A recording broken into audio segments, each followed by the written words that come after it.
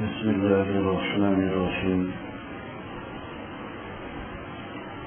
وعن الأحوص بن حكيم عن أبيه رضي الله تعالى عنه قال سأل رجل النبي صلى الله عليه وسلم عن الشر فقال لا تسألوني عن الشر وسلوني عن الخير يقولها ثلاثا ثم قال ألا إن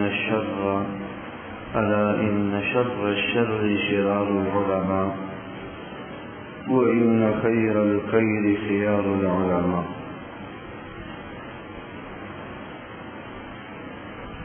حدیث نمبر 267 ہے جو حضرت ابو الاحوص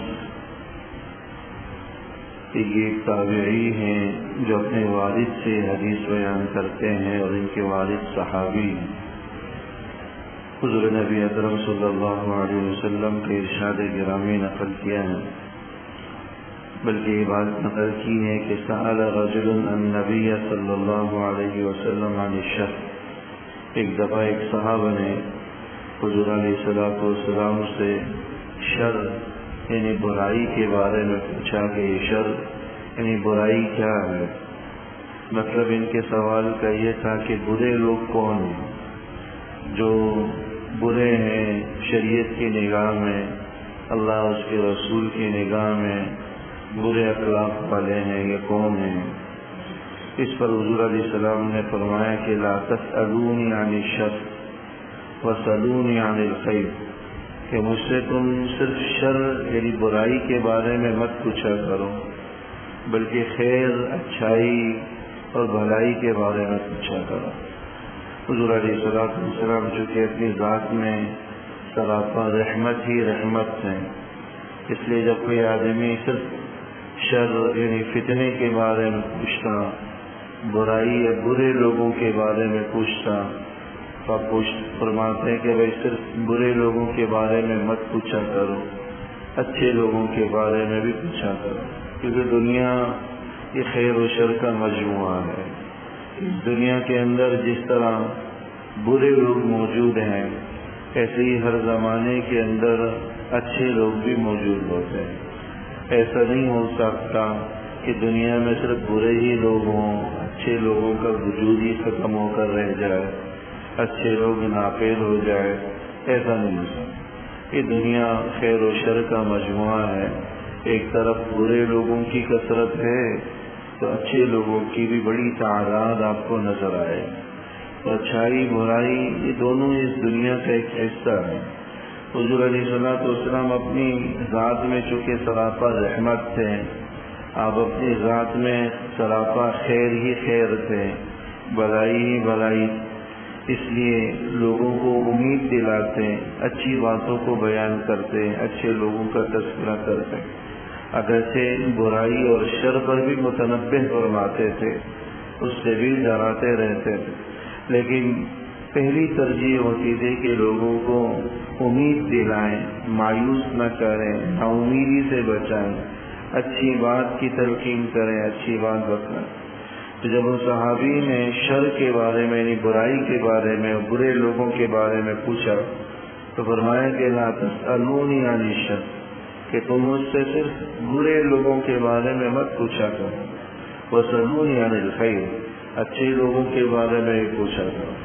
تو جب اچھی باتوں کا تذکرہ ہوگا، اچھائی کا تذکرہ ہوگا، لوگوں میں امید پھیلے گی، امید بڑھے گی، وہ مایوسی سے اور بچ جائیں گے، مایوس نہیں ہوں گے، اللہ جل شانہ سے بدگمان نہیں ہے. اگر کہیں صرف جہنم اور جہنم کے عذابات کا ذکر کیا جائے تو لوگوں میں مایوسی پھیل جائے. حالانکہ اللہ تو فرماتا ہے کہ لا تقنطوا من رحمت اللہ کی رحمت سے مایوس نہ ہو. تو قرآن کریم میں بھی اللہ جل شانہ نے یہی اسلوب رکھا ہے. جہاں ایک طرف جہنم اور جہنم کی سزاؤں کو بیان کیا ہے تو ساتھ ساتھ اللہ جل شانہ نے جنت اور جنت کی نعمتوں کو بھی بیان کیے، کھول کر اس کا بھی تذکرہ کیا، تاکہ ایمان والے کے دل میں صرف مایوسی پیدا نہ ہو، ڈر بھی رہے، ساتھ ساتھ امید بھی رہے. اسی چیز کو ایمان کہتے ہیں کہ ایک طرف اللہ کا ڈر ہو، جہنم کی سزاؤں کا خوف ہو، کہیں آدمی بے خوف ہو کر گناہوں پر جری نہ ہو جائے، تو کچھ نہ کچھ ڈراوا آدمی کے دل میں رہنا چاہیے. اس لیے جہنم کی سزاؤں کا بھی ذکر ہوتا ہے. ایسے ہی جنت کا بھی ذکر ہوتا ہے، جنت کی نعمتوں کو بھی بیان کیا جاتا ہے تاکہ انسان بالکل مایوس نہ ہو. جنت کی نعمتوں اور اللہ کی رحمت سے وہ ان نعمتوں کے حصول کی امید بھی رکھے. تو امید، ڈر، خوف، ان دونوں کے مجموعے کو یا ان دونوں کے درمیانی راستے کو دین کہا جاتا ہے. حضور علیہ الصلوۃ والسلام نے یہ بات 3 دفعہ دہرائی کہ تم مجھ سے صرف شر کے بارے میں، شریر لوگوں کے بارے میں مت پوچھو، برے لوگوں کے بارے میں مت پوچھو، اچھے لوگوں کے بارے میں بھی پوچھا کرو. پھر فرمایا کہ الا ان شر الشر شرار العلماء، کہ جان لو کہ برے اور بدترین لوگ برے علماء ہیں. وَإِنَّ خَيْرَ الْخَيْرِ خَيْرُ خِيَارُ الْعُلَمَاء، اور بہترین لوگ اچھے علماء ہیں، بہترین علماء. یعنی علماء کے اندر، علم رکھنے والوں کے اندر بھی دونوں قسم کے طبقات، برے بھی ہیں اور اچھے بھی. لہذا جو صاحب علم اپنے علم پر عمل نہ کرے، علم کے تقاضوں کی بنیاد پر لوگوں کی درست رہنمائی نہ کرے، بلکہ ذاتی مفادات کی بنیاد پر، ذاتی اغراض کی بنیاد پر یا لوگوں کے مال کی وجہ سے حق بات کو چھپائے، درست بات کو ظاہر نہ کرے، یہ شر الشر شرار العلماء. فرمایا ہے کہ یہ بدترین علماء، اور جو حق کو بیان کرتا ہو، حق کے معاملے میں کسی کی پرواہ نہ کرتا ہو، خیار العلماء، یہ بہترین علماء، بہترین صاحب علم. تو خیر و شر دونوں قسم کے عناصر یہاں پائے جاتے. یہی چیز عام آدمی کے اندر بھی ہوتی. عام آدمی کے اندر بھی اچھے لوگ ہیں، برے بھی لوگ ہیں.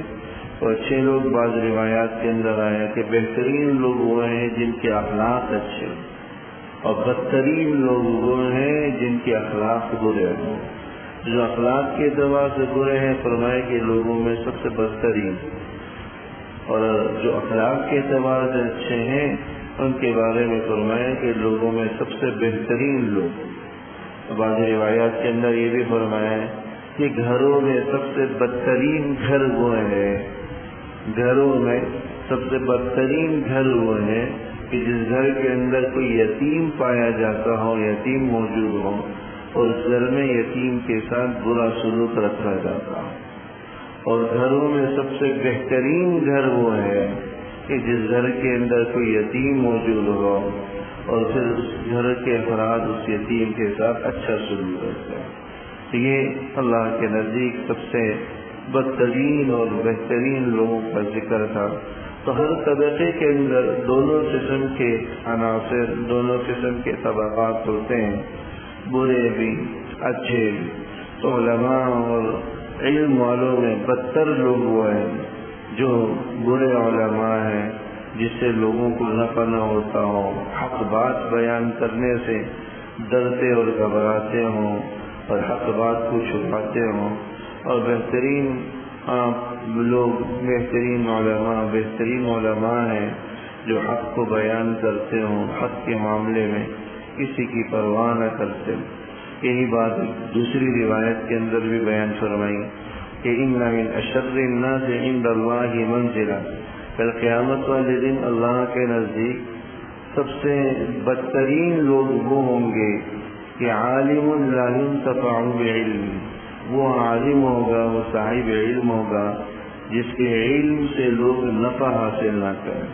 کہ علم تو اللہ نے دیا لیکن اس کا علم لوگوں کے لیے نافع نہیں ہے، لوگوں کو اس کے علم سے کوئی نفع نہیں پہنچتا، خیر نہیں پہنچتا، نہ اچھی بات کی وہ تلقین کرتا ہے، نہ اچھا وعظ و بیان کرتا.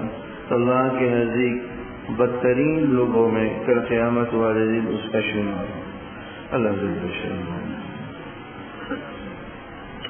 ربنا تقبل منا انك انت السميع العليم وتب علينا وصلى الله تعالى على سيدنا محمد. آمين.